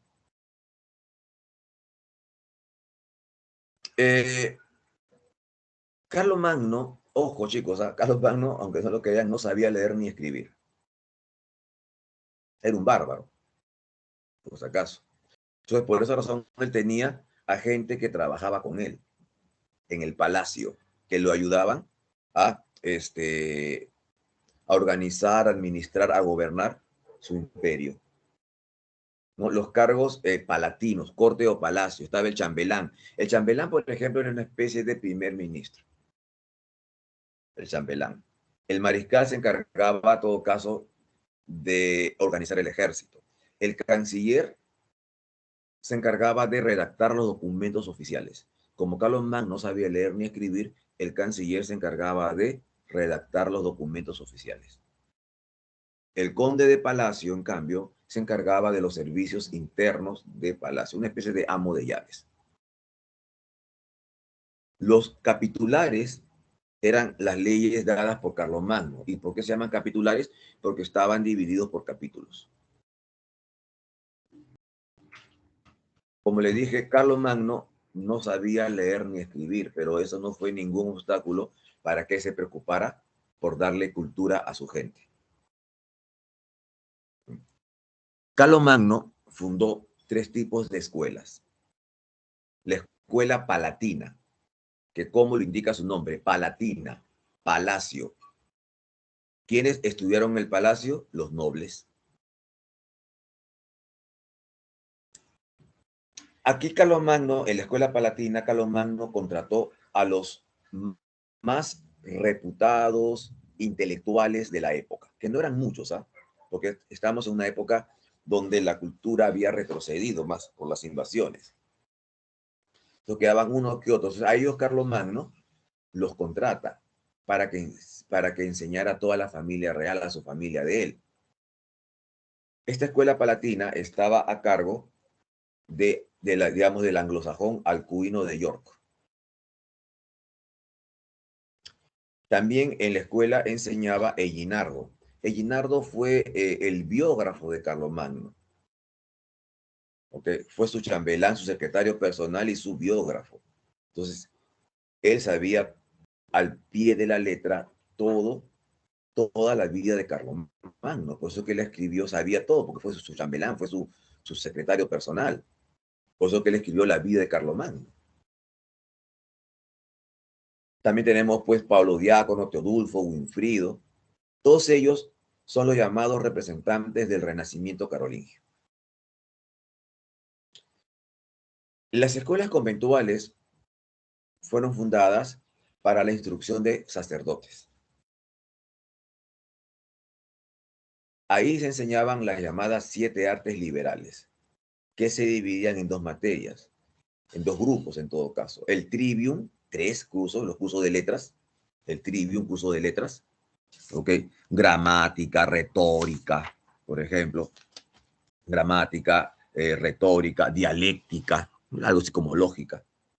Y el quadrivium, los cursos de ciencias. El quadrivium va a estar conformado por la aritmética, ojo, la aritmética, el quadrivium, está también la música, la geometría y la astronomía. Y las escuelas parroquiales para la gente del pueblo, para la gente del pueblo. ¿Qué se enseña en las escuelas parroquiales, no? Algo de catecismo, algo de lectura, algo de escritura, pero mucho catecismo se enseñaba a la gente del pueblo.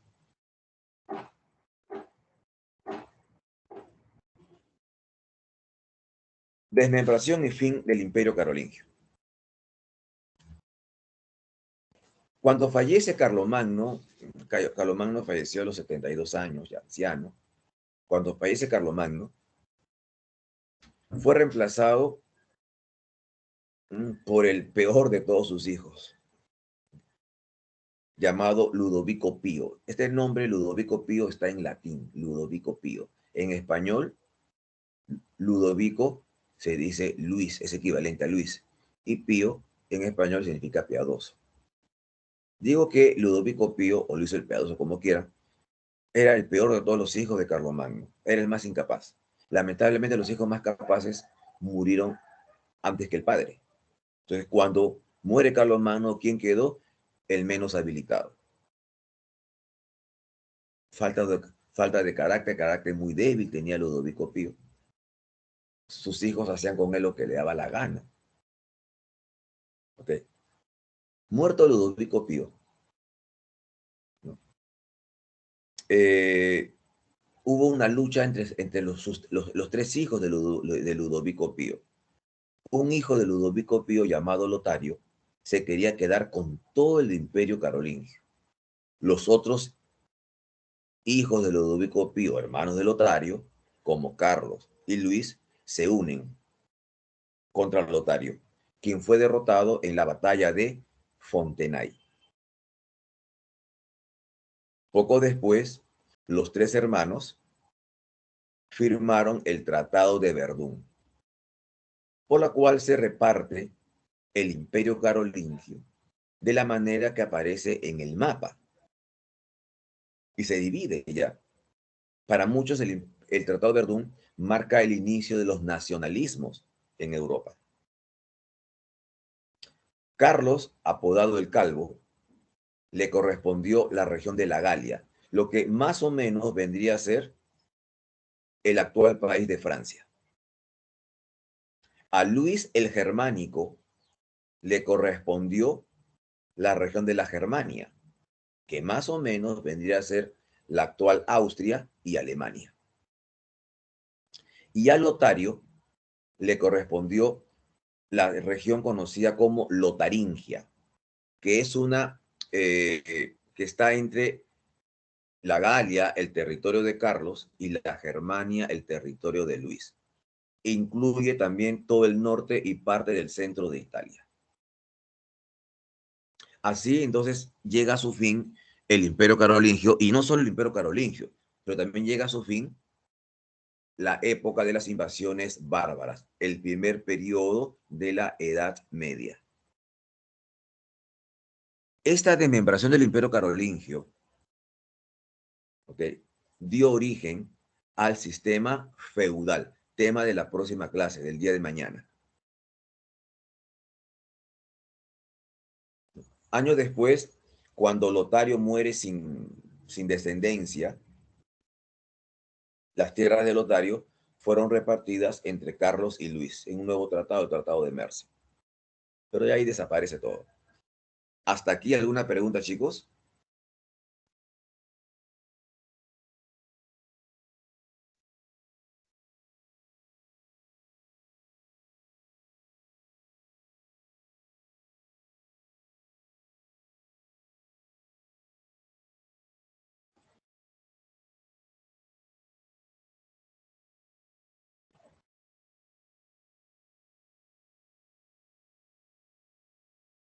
¿Hasta aquí alguna pregunta? Me dicen, ya me responden en el chat.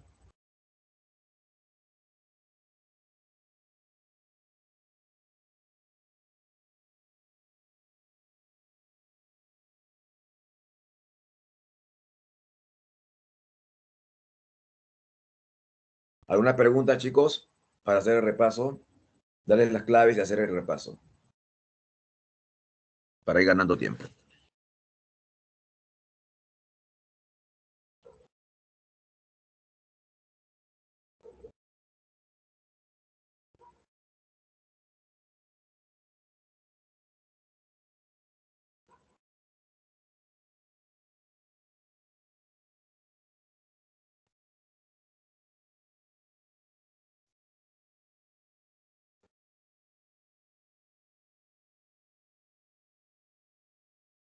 Bien. A ver, chicos, ¿me escuchan? Entonces, paso a darle las claves. Paso a darle las claves de esta separata, la número 7, y luego hacemos el repaso. ¿Estamos de acuerdo? A ver, respondan, por favor, pero ir avanzando, para no ir perdiendo tiempo.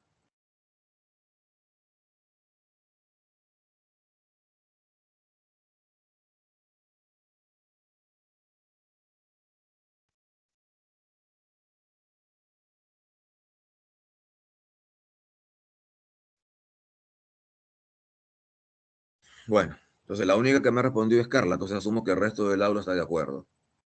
Les pongo las claves.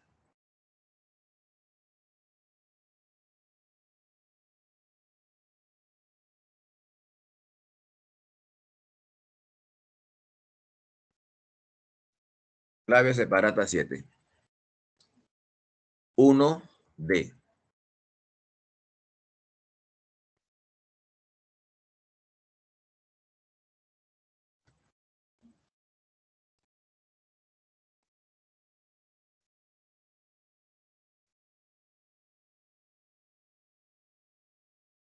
Uno D. 2D también. 3E.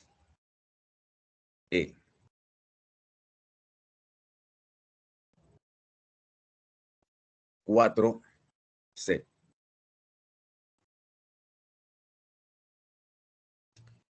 5C.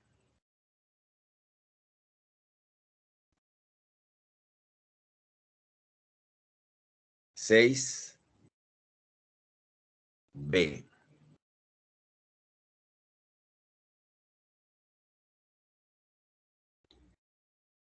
7D.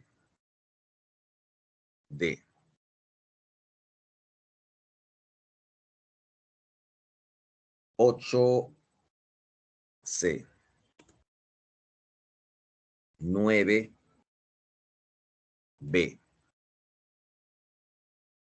10B.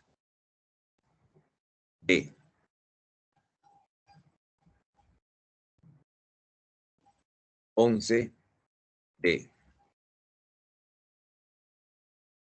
12A. 13B. 14C. 15C.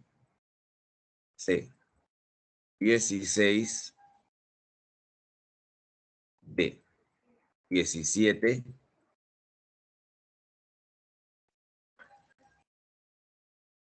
16B.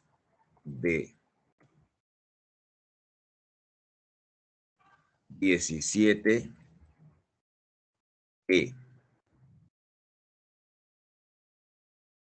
18D. 19D. Y la 20E.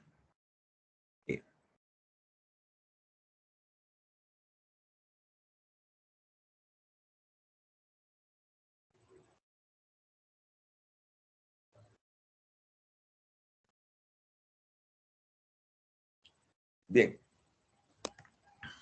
rápidamente estos minutos que quedan, hacemos el repaso, chicos.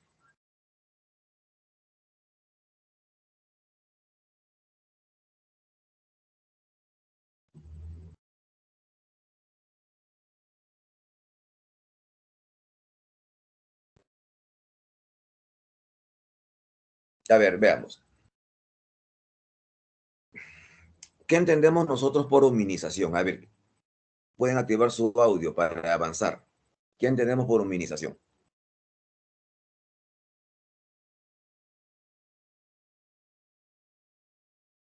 Proceso evolutivo del hombre hasta la actualidad. Muy bien, Juan Carlos, el proceso de evolución del hombre. Perfecto. Cuando hablamos, por ejemplo, de los homínidos, ¿cuál sería el resto fósil más representativo, más famoso de los homínidos? Sería Lucy, ¿no es cierto? En los homínidos muestran dos características: el bipedismo, caminaban en dos patas, y el dimorfismo, la diferencia sexual. Cuando hablamos de los Homo habilis, ¿qué elaboraron los Homo habilis por primera vez? Ya lo dije todo. Herramientas líticas. Las herramientas líticas. Homo erectus, ¿qué está vinculado al Homo erectus? ¿Qué elemento? El fuego. El fuego, excelente, el fuego. ¿Ok? El Homo antecesor, ¿por qué se le llama Homo antecesor?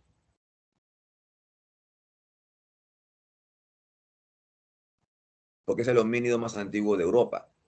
Cuando hablamos del hombre de Neandertal, ¿qué es lo primero que se nos viene a la mente? ¿Qué elementos, no, están vinculados a él? ¿Qué hizo él por primera vez? Enterrar a sus muertos. Muy bien. Los ritos funerarios y religiosos, ¿no es cierto? También. Perfecto. Cromañón. El hombre Cromañón era, ¿por qué digo que el hombre Cromañón era un excelente cazador? ¿Qué usaba? Arco y flecha. Arco y flecha. ¿Por qué digo que el hombre Cromañón también era un artista? Pintura parietal y mobiliario. Claro, arte rupestre o, digamos, arte parietal y la cultura el arte mobiliar, ¿no? Que son las Venus obesas. Perfecto. Excelente, excelente. Todos estos homínidos vivieron en el Paleolítico. ¿Estamos de acuerdo? Todos estos homínidos vivieron en el Paleolítico. Los primeros homínidos, Australopithecus, Homo habilis, Homo erectus, antecesor, vivieron durante el Paleolítico inferior. Neandertal, en cambio, vivió en el Paleolítico medio. Y Cromañón, Paleolítico superior. El Paleolítico superior luego cambia, hubo cambios climáticos, ¿no? La época de la glaciación llega a su fin y entramos al Mesolítico. Época de cambios climáticos, época de muchos animales prehistóricos desaparecieron, ¿ok? Para luego entrar al Neolítico. En el Neolítico, chicos, ¿qué es lo importante en el Neolítico? ¿Qué aparece en el Neolítico? ¿Cómo se llama esa revolución que cambió la forma de vida de los pobladores de esa época, de la gente de esa época? ¿Qué estalló ahí?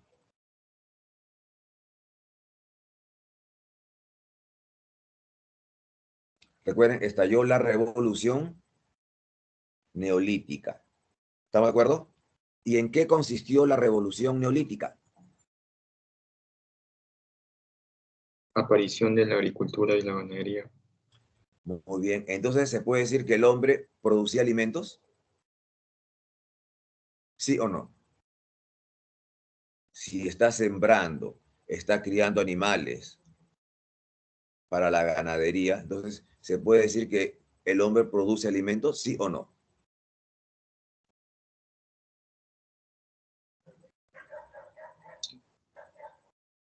Claro, porque dejaron la economía parasitaria, ¿no es cierto? Ahora producían alimentos. Perfecto. Con estas actividades, sobre todo agricultura y ganadería, obligó al hombre a ser sedentario. Recuerden ustedes, viene el sedentarismo. Luego viene la edad de los metales, que la edad del bronce, o la edad del cobre, considerada como una etapa de transición, dijimos. La edad del bronce, en la cual se desarrolla la metalurgia, se inventa la escritura, eh, se usa la rueda, entre otros elementos, para pasar luego a la edad del hierro. El hierro es un metal más fuerte, más resistente. ¿Estamos de acuerdo? ¿Qué pueblos trabajaron por primera vez el hierro? Hititas. Los hititas, pueblo de origen indoeuropeo. Exacto. Mesopotamia. ¿Qué ríos riegan Mesopotamia? Tigris y Éufrates. Los ríos gemelos, Tigris y Éufrates. Excelente. En Egipto, ¿qué río Nilo. riega, perdón, Egipto? Nilo. Nilo. El río Nilo. Muy bien. En Mesopotamia, ¿qué escritura se usó? Cuneiforme. Y en Egipto, ¿qué escritura se usó? Geográfica. Jeroglífica, ¿no? Geo no, sino jeroglífica, jeroglífica, con sus variantes demótica y erática. Perfecto. Ejemplo representativo de la arquitectura mesopotámica. ¿Recuerdan ustedes cómo se llaman estos templos de 7 pisos? Sigurats. Los zigurats. En arquitectura egipcia, ¿qué templos destacan? ¿No? Los templos de Karnak, Luxor. Y en arquitectura funeraria, los tres tipos de arquitectura funeraria. Las mastabas, las pirámides y los hipogeos. Perfecto. A ver, nos gana el tiempo.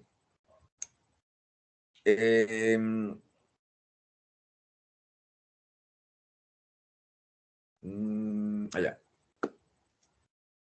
La civilización egea se desarrolló en la cuenca del mar del mismo nombre, el mar Egeo. Ahí se desarrolló la civilización egea. ¿No? Dos periodos, periodo cretencio-minoico, que tuvo por centro la isla de Creta, la ciudad de Nosos específicamente, y el periodo creto-micénico, donde el poder se traslada a Micenas, Tirinto, por ejemplo. Caído este periodo por las invasiones de los dorios, se produce la colonización griega y se forman las polis griegas, las ciudades-estado. Si uno dice Esparta, ¿qué es lo primero que se nos viene a la mente cuando uno dice Esparta? Militares. ¿Qué tipo de poli griega es? ¿Se acuerdan? Digo Esparta. ¿Y qué tipo de poli es?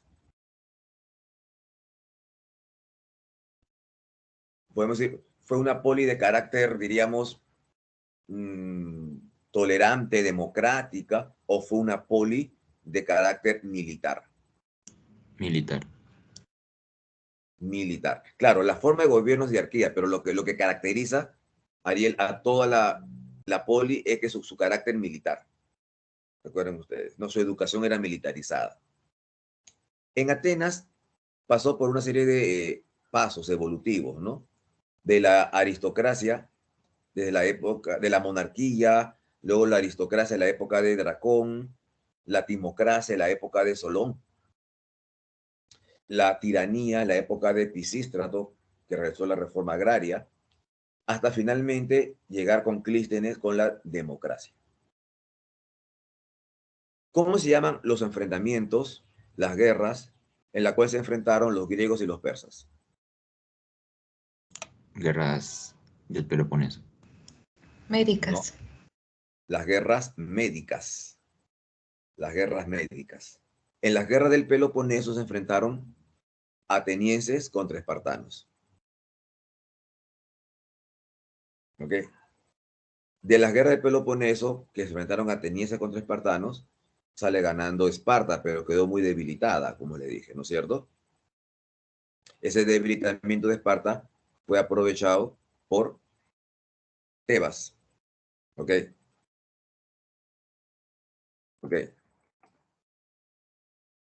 Tebas, ¿no? Pero luego Tebas fue conquistado a su vez por los macedónicos, con dos reyes, Filipo II y sobre todo su hijo, Alejandro Magno, quien conquistó a los griegos y además conquistó el imperio persa. Y dominó el imperio persa en tres grandes batallas. Gránico, con la cual conquistó el Asia Menor, Iso, con la cual conquistó Siria y Egipto, y Arbeles o Gaugamela, con la cual conquistó Persia y Mesopotamia. ¿Ok? Bien, bien chicos, entonces es un repaso, ya estamos, nos gana la hora. ¿Ok?